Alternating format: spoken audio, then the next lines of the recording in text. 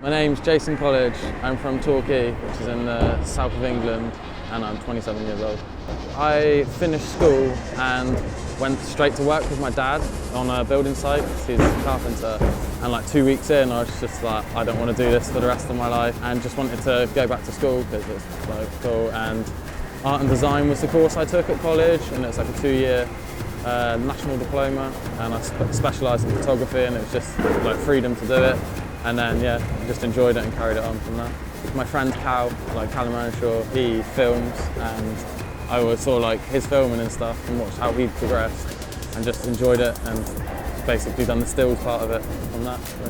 I think I wanted to carry on progressing from seeing stuff in the magazines. Like I bought Ride Mag when I first started riding, and I think I've been riding for about 15 years. So having Ride Mag from off as well, and just wanting to replicate what I was seeing in the mag. That's what pushed me to do it really, I reckon. I remember getting some inheritance money. I had a grand or something, and I got myself a Canon 350D, I think, because so I had a 35mm camera, but I didn't really know what I was doing with it. So digital was, I basically started on digital and then learned film at college. But yeah, it's a 350D was my first camera, and I used part of that inheritance money to chip in on bits and pieces, like some lenses and stuff like that. But I've bought far too much gear since then, and yeah, definitely buy nice or buy twice. I've made that mistake so much. At the moment, I'm using a 1DS Mark III, it's Canon, 7200 2.8 Sigma 15mm. And the 2470L was getting into shooting off-camera flash. That was from seeing it in the mags and being oh, how have they lit that like that? That doesn't look natural. And then I find lighting with flash gives it a nice dynamics to the picture, and I just think it gives it a little bit more edge sort of thing, a bit more punchy and stuff like that. I try shoot flash as much as possible. I hate setting them up and I hate breaking them down, but I know if I shoot something ambient, I'm just I wish I set up flashes for that. But sometimes it doesn't work out, but it's worth a try. I always find if I watch an edit, or I know, say going back to print, seeing an edit with a print article with it, I'd look at the photos and then try spot how they've if that photo's been set up with flash, try see it in the video, and then yeah, just go from that really.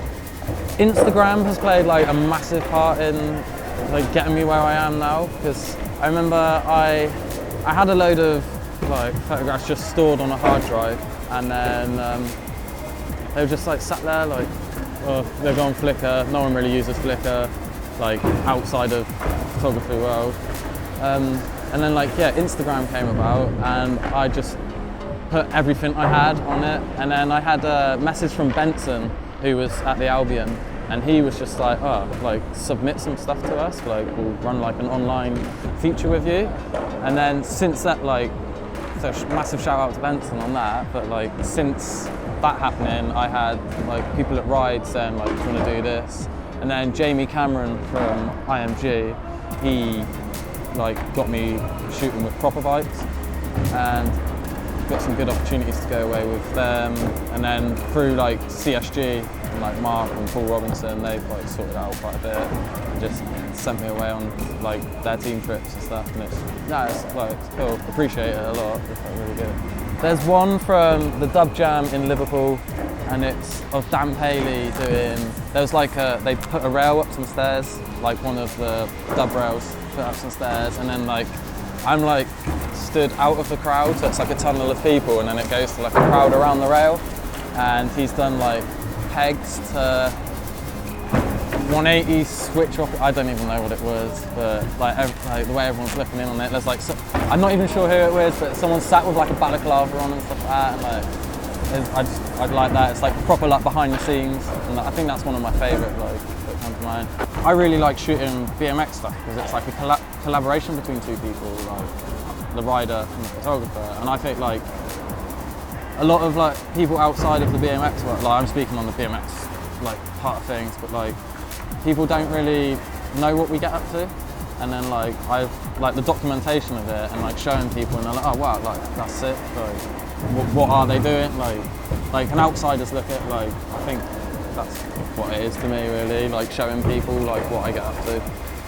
I just like shooting, taking photos. I'm not one of those that will carry a camera around with me all the time either. Like, I would much rather be like, have a photograph in my mind, like, and then want to recreate it and try get it. It's almost like a game for me to try get what's in my head, like, in the camera.